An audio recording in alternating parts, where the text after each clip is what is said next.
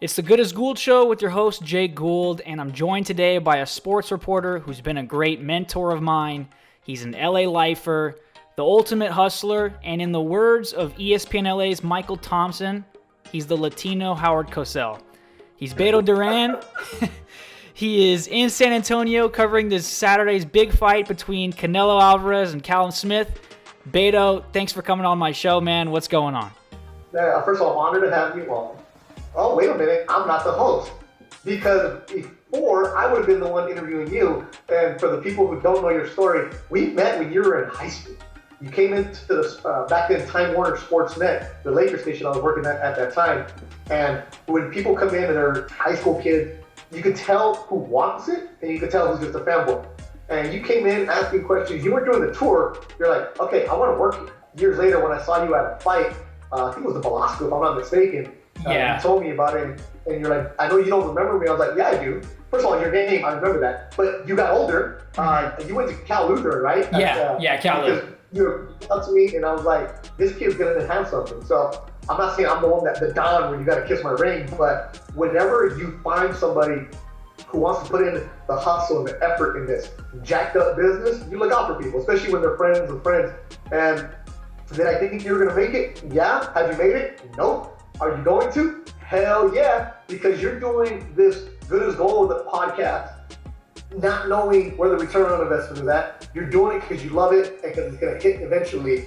And I love that desire. I have my own podcast called Living the Dream, and bro, you're living your dream, man. Appreciate that, man. Yeah, this is all a hustle that, you have two things. You can either sink or swim, and you got to take risks in this business. And I definitely looked at you as an example, so thanks again for that. And speaking of risk-taking, I mean, this Saturday's fight, Canelo Alvarez taking a huge risk by fighting a guy in Callum Smith, who is a very, very talented boxer. And then for a lot of casuals and even for us hardcores, you look at the pictures of Canelo up against Callum Smith, the height difference is even bigger than what we even thought we knew. This is a tough fight for Canelo. I mean, last time we saw him, he climbed all the way up to light heavyweight, defeated Sergey Kovalev, but it's been 14 months since then, and a long time.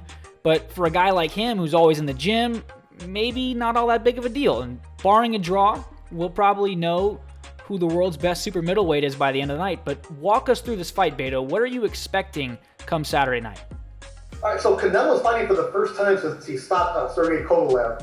It was in November of last year because of COVID and the pandemic and all that other stuff. Legal battles with Golden Boy, he's now a free agent. And people are looking at it, hardcore fans and even the casuals, they're not poo-pooing one because people understand that Callum Smith is a legit champ at 168 pounds. He's 6'3", solid. Canelo, they say 5'10". I mean, I've been around him 6 years. He's like 5'9"-ish. If he was playing NBA basketball, he'd be 5'11". He always turned that up. But you saw the pictures that they did in San Antonio, and it was the first time they saw each other. And Canelo sized it up. I'm like, oh, okay, that's cool. But it's not like Canelo didn't know this. It's, okay, he's 6'3", we're going to have the body attack, and let's get after it. What does Canelo do? He's always been the smaller fighter in the ring. He was smaller than Kovalev. I think he was a little bit smaller than Triple G. He was smaller than Chavez. It's going to be interesting, and it's going to be better. And I'm not saying this because I'm on the DAZN broadcast. I'm not saying it because I'm trying to sell you anything. It's going to be better because for the first time in a while, Canelo's fighting somebody his age. They're both 30 years old. Is it a dangerous fight? Yeah, because you don't know what the ring rust is going to do. You can stay in the gym no matter what and train, and you can have a fight coming up, but until you get in there and you see what you've got, we're going to have a good one. And I see this one going rounds. I don't see an early knockout. I don't see any of that. I see Canelo chopping him down, and it's going to be deep waters because Callum Smith, he's fought some dudes, but this is a good test. This is a champion at 168 pounds, and Canelo wants to take legacy. He wants to be known as a guy who wins belts at different divisions. Looking at him a little bit, we had our Zoom meeting. He was cool, relaxed, looks good, was calm, and I think it's going to be a real good fight. Better than some people who are poo-pooing it. Yeah, I don't understand the negative energy for a fight like this. I mean, there were definitely a lot of names being floated out. I mean, a lot of casuals definitely want to see that Triple G fight. A lot of other names being floated out there earlier. You had the Caleb Plant fight that some people were talking about. Maybe that was going to happen. Billy Joe Saunders. And then David Benavidez, who actually lost his title on the scales. There's so many names at 168. And then, I mean, at 160, obviously, Triple G trying to still get that Canelo fight. What do you think about super middleweight for Canelo Alvarez? Is this where he's going to be planting his flag and just sticking around here? Or could we see him maybe, and again, a guy like Errol Spence at 160? There's so many fights out there. What do you think Canelo's immediate future is as far as weight classes? What Canelo said today was really interesting. He said, I'm fighting Callum Smith because he's the champion. So it goes back to what I said about the legacy part. He's going to want the belts, and that's where Canelo is going to go at. Like, I host that show, Always Canelo on DAZN, and I get the scripts, and you can check out on social media and the app and all this other stuff. And I've been around Canelo ever since I started calling boxing fights 6 years ago, been around him, interviewed him. From the people that I talk to, he cares about legacy. Like, yeah, he fought an old polo, but he's going to go down as a champion at 175, no matter what. Roy Jones, you go down as a champion, as a heavyweight. You go back to that old adage that people have with basketball. How many rings you got? I hate that argument. Yeah. How many rings you got? And you're like, well, Adam Morrison has a ring. Like with the Lakers, like, how many rings you got? It's a terrible argument, but in boxing, you look at it and you're like, damn, he's got the belts. He's got the belts. So could he be in his future back at 160? I don't see why not. If it's worthwhile and it makes money. At the end of the day, when you're a free agent now and you started your own promotion company, you got to make money. And when you're Canelo and you have the ability to call your own shots, you better fight the people that the fans want. Mm-hmm. Now, with how big of a star Canelo is, now he's a free agent, obviously, and now it always seems like it's a Mexican holiday every time he's in the ring. And part of that is because he tries to align his fight calendar with Cinco de Mayo and, more importantly, Mexican Independence Day.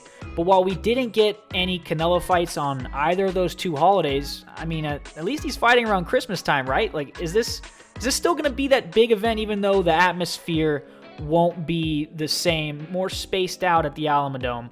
Like, what are we going to be able to expect as far as an atmosphere for this event? He's fighting. That's all you can ask for. You want fighters to fight. He's on the card. He put it together. And, when he left Golden Boy, you're trying to figure out, okay, when's this going to happen? Obviously, there was a bunch of backdoor deals already happening. It's business. It's, Callum Smith didn't just happen overnight. It was happening. But it's going to be an event because Canelo is the biggest name right now. Errol Spence and Ryan Garcia went at it. That was great. But is he the one that's really moving the needle all over the world? Canelo's the guy that does that. Whether you love him, whether you hate him, and I know you mentioned the Mexican holidays, Mexicans just want to root for anything Mexican related, and if they win, let's go. You want to see your guys fight, and it's been over 14 months since Canelo was in the ring, and the atmosphere is interesting, man. So 12,000 fans allowed, spread out. I don't know, I haven't worked a fight with fans this year, but at the end of the day, I'm just happy we're working, man. Yeah, I mean, it's definitely nice to be able to get to back some normalcy. And I know for these trainers and for these boxers, they're having a hard time making fights, getting guys in the gym. Canelo's gym, obviously he's working with the Reynosos, who right now might have the best stable in boxing. I mean, you're talking about Oscar Valdez, now Andy Ruiz, and then Julio Cesar Martinez is a beast. And then, of course, Ryan Garcia, who is really capturing the attention of more than just the boxing community. He's resonating because he's this social media star and everywhere. Now, what do you think of this stable that the Reynosos have? And for Ryan Garcia, a tough fight he's got coming up also in Texas against Luke Campbell. Is this a moment where we'll really know, okay, you're more than just an Instagram star if you beat a guy like Luke Campbell?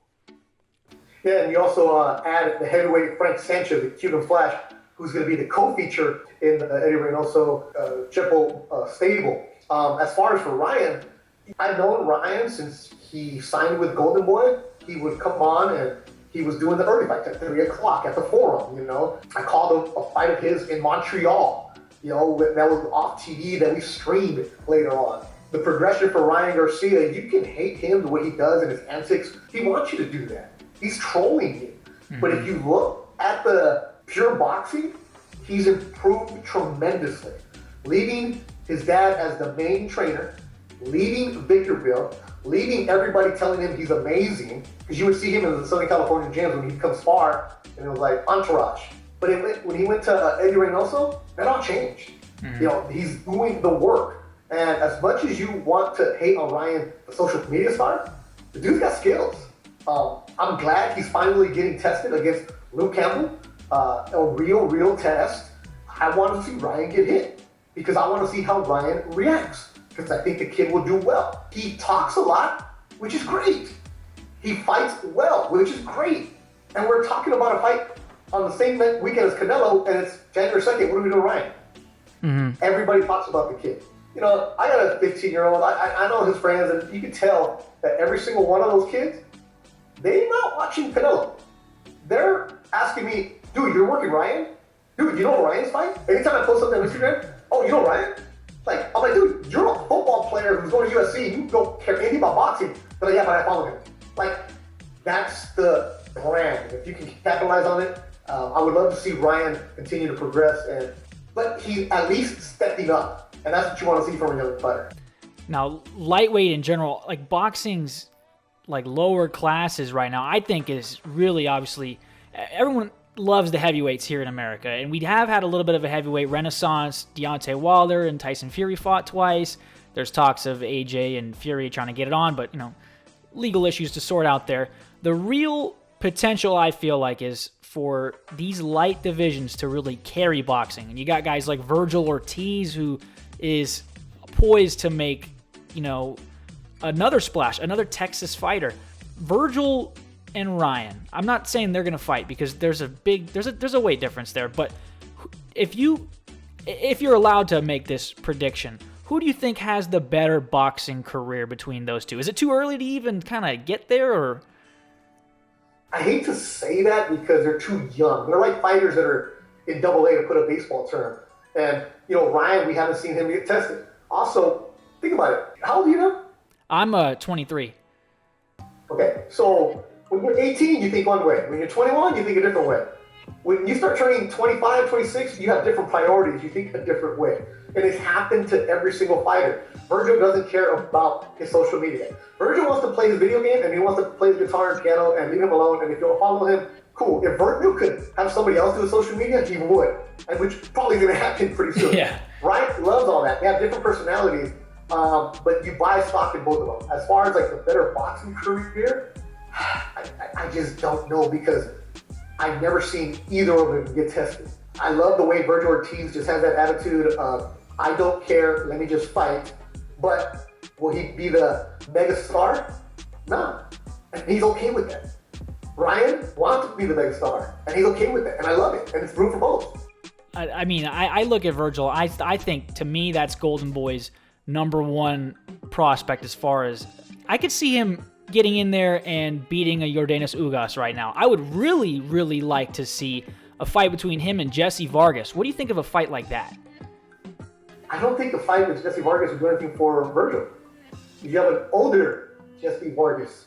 And I know Jesse. I'm going to work with him this week.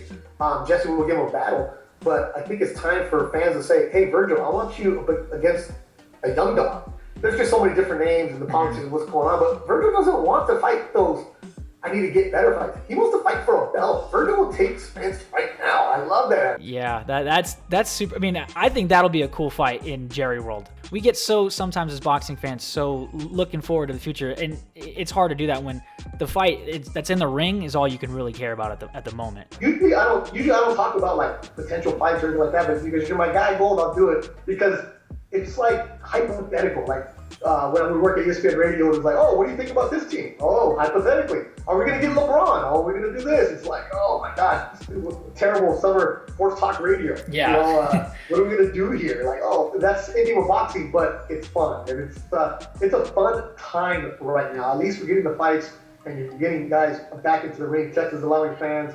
You see the fights in the UK. It's just, you know, fun. Mm-hmm. Now, as far as another hypothetical, since you are on my show and you've told me that you're going to entertain these hypotheticals, I got to ask you now, a hypothetical discussion, the greatest Mexican fighters. I mean, there's been so many. You got Eric Morales, Juan Manuel Marquez, Julio Cesar Chavez Sr. Where does Canelo fit amongst those guys? Like, if we had to say who the greatest Mexican boxers are of all time, how would you rank them? See, I'm going to go sentimental because I'm in my 40s. So I'm going to go Chavez no matter what. That's just who you grow up with. That's your sentimental. Canelo, you're going to have the people question, well, he fought an old Kovalev. He fought a weird Chavez Jr. He fought an older Triple G. Hey, he didn't give Triple G the third fight. So you're always going to get that attitude from people. And Canelo's not universally loved. I mean, the majority of Mexicans love him, but you're always going to have that, yeah, but he thinks he's too bad. He thinks he's too good. Look at him with his fancy horses. Look at him with his fancy cars. Look at him on his yacht. He cares about what he accomplishes in the ring. And then at the end of the day, the belts speak for themselves. Yeah, the belts are really what matters at the end of the day. Canelo's going after legacy.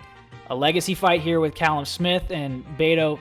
I'm glad that you came on the show to talk about it because I'm just as excited as, probably you are. As I'm not in the bubble like you are, and I'm really excited to see whether you get that the negative test back and then can just keep on doing your hustle because you're really inspiring. I really appreciate the mentorship that you've provided me throughout these years, and just again, thank you so much for coming on the show, man. I appreciate it. Let me give my little plug here. If you guys are a boxing fan, I do it on Thursdays. Thursday night is called Thursdays with Joel Diaz, the trainer, and Roberto Diaz, the Golden Boy matchmaker. And I started this during the pandemic. And I was like, let me get Joel because he'll keep on talking.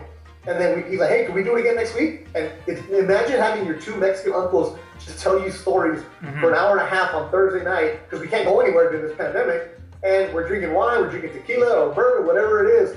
And it's interactive live on YouTube, 8 o'clock Thursdays. Go check it out on YouTube at Beto Duran and stuff like that. But you'll love it because it's none of this, oh, so who's the number one here? Who's the number one here? In this era, who's that? It's more, hey, Roberto, when you were in London with Oasis and Ricky Hatton in the ring, what the hell was that? Yeah. Like those kind of stories. Yeah, those are the behind the scenes stuff that you gotta love. But again, thank you so much, Beto. We're running out of time here with this Zoom call, but I appreciate you for coming on and good luck and wishing you well for this fight. Thank you, man. Talk to you soon.